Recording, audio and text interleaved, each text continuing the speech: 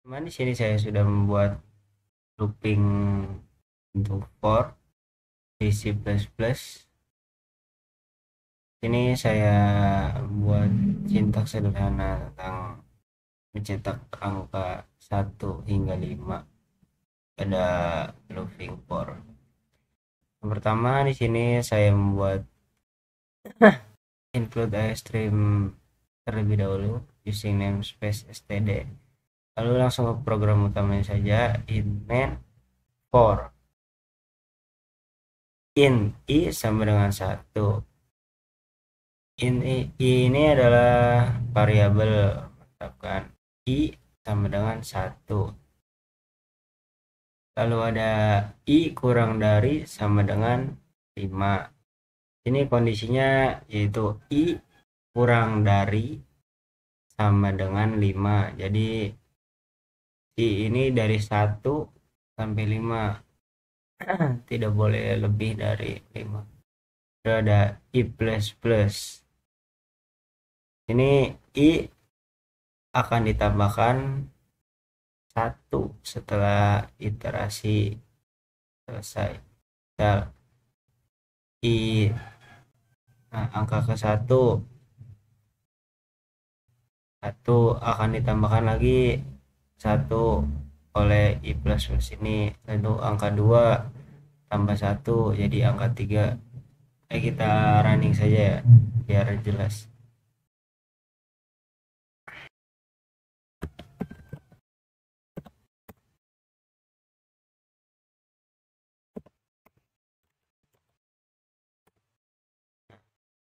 Ini angka 1. Angka 1 akan ditambahkan oleh ini 1 jadi angka 2.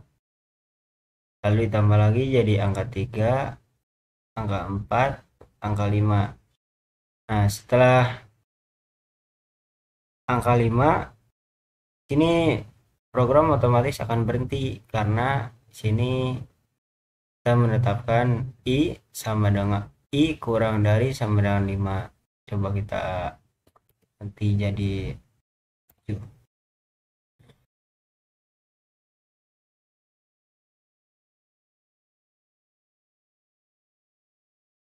Nah, di sini program akan otomatis berganti ya karena saya sudah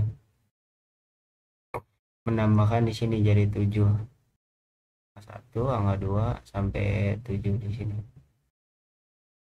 Itu tergantung kita menentukan berapa angka atau nomor yang mau kita buat dari variabel i ini. Baik, itu saja. Oke teman-teman, di sini saya juga sudah membuat studi kasus yang sama seperti tadi, tapi di sini saya akan mencari atau mencetak bilangan ganjil pada 1 sampai 10. Langsung saja program utamanya int main for in. Nah, kondisinya di sini i-nya yaitu kurang dari sama dengan 10. Jadi angkanya dari 1 sampai 10. Lalu ada i plus plus untuk menambahkan 1 setelah iterasi selesai, lalu if.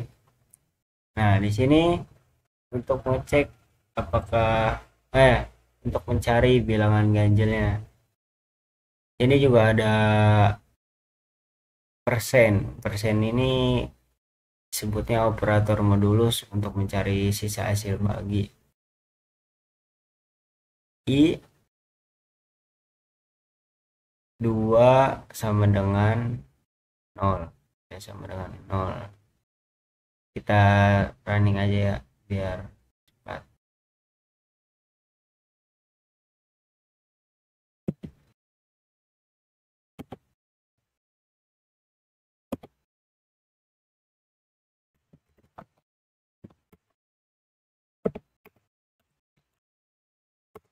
Nah, ini langsung ada ya hasilnya 1, 3, 5, 7, dan 9 adalah bilangan ganjil dari 1 sampai 10. Oke, langsung saja di sini ada codingan sederhana tentang sintaksnya while loop. Pertama ada include IOStream dan using namespace std integer main int i, variabelnya i.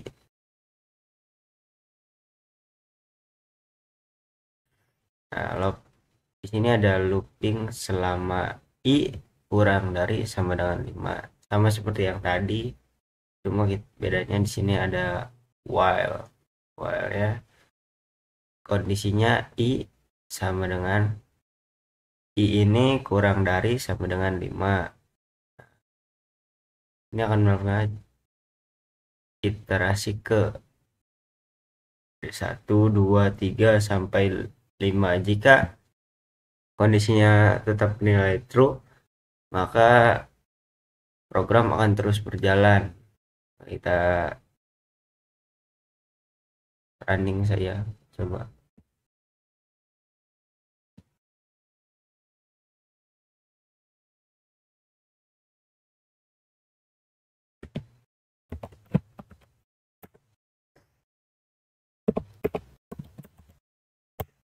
Nah, ini ada iterasi ke 1, kedua, ketiga, keempat, kelima. Jika sudah di 5, nah jika kondisinya belum true, maka dia akan terus lanjut sampai kondisinya nilai false atau sudah. Jika bernilai false, ini akan otomatis berhenti. Kita coba yang banyak ya di sini, jangan 5 dulu. Kita coba 15 running tuh. Ini akan otomatis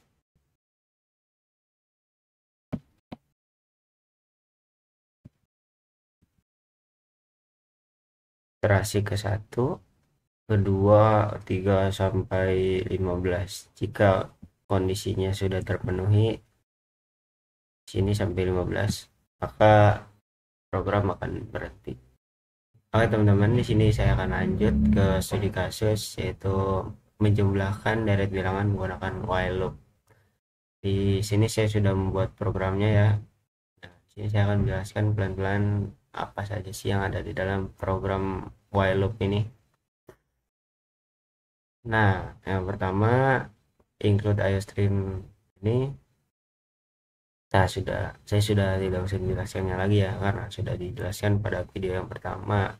Program utamanya it main int n ini yaitu menjadi batas deret atau jumlah yang kita tentukan bebas ya. 11, 12, 13 bebas saja ya. Ada i sama dengan 1, yaitu ini untuk iterasi mulai dari angka 1, dan ada variabel sum di sini itu untuk menyimpan hasil penjumlahan deret bilangan yang akan kita buat ya. Ini kan menyimpannya di sini. Lanjut, meminta input batas deret. Ini akan menampilkan masukkan batas deret, dan dimasukkan di sini akan masuk ke dalam cin. Cin akan memasukkannya ke dalam variabel n ini di sini.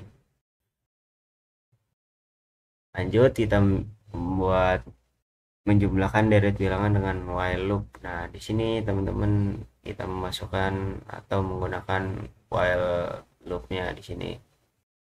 While kondisi i kurang dari sampai dengan n. Jika kondisi n belum terpenuhi, kondisi i belum terpenuhi sampai n, maka program akan terus berjalan. Misal dari n yaitu 5 atau 6 lah, 6. Jadi si ini akan menjumlahkan dari 1 tambah 2 tambah 3 tambah 5, 1 tambah 2 tambah 3 tambah 4 tambah 5 tambah 6. Setelah angka 6 nya sudah terpenuhi, maka loopingnya akan berhenti di situ, dan langsung akan menjumlahkan sum plus sama dengan i ini adalah untuk menambahkan nilai i ke sum, lalu i plus plus adalah increment nilai i. Nah, setelah ini kita membuat cout-nya lagi untuk jumlah deret dari 1 hingga n adalah berapa. Oke, kita langsung saja running ya.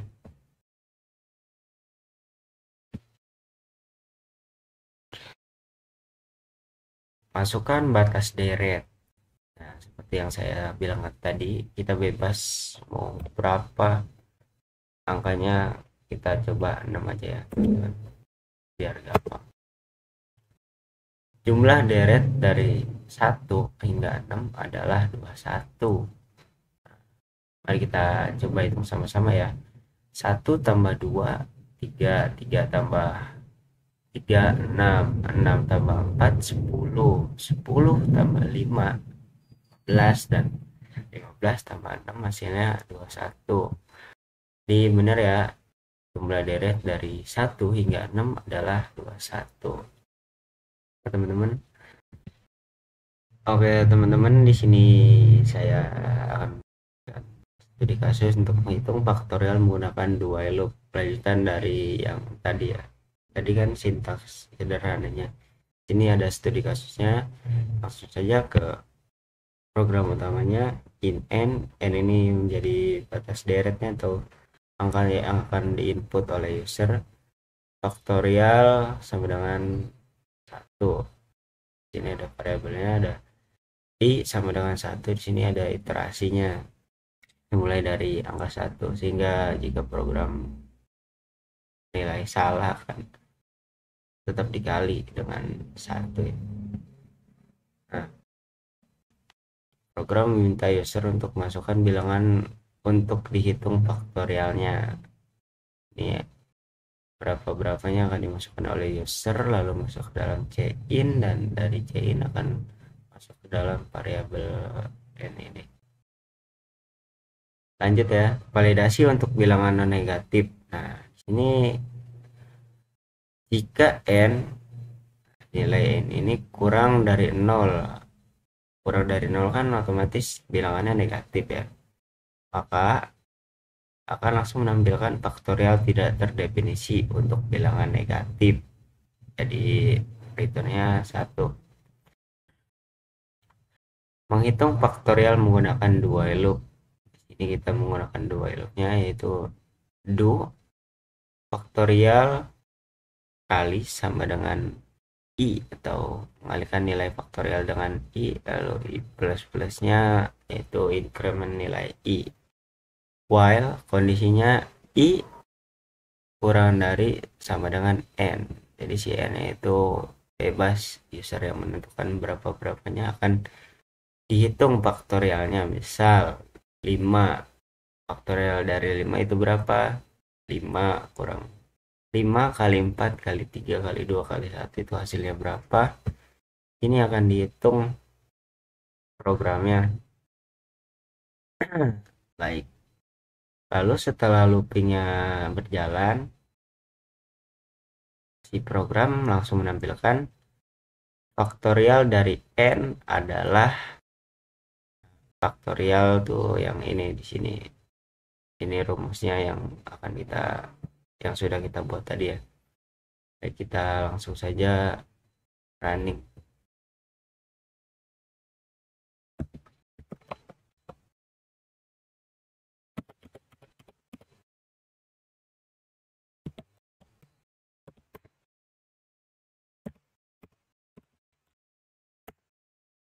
Kan bilangan untuk dihitung faktorialnya, kita mau berapa nih? Biar faktorial dari 4 adalah 24. Jadi faktorial itu 4 kali 3 kali 2 kali 1 hasilnya berapa? Yaitu di sini sudah dijelaskan, hasilnya 24. Nah, ini while yang jalan. Kita coba yang bilangan negatif ya. Jika tadi kan sudah dibuat sini untuk menghitung elemen dalam array. Nah, maksudnya kita program utamanya ada int array 1 2 3 4 5. Di sini adalah deklarasi array, itu array dengan 5 elemen.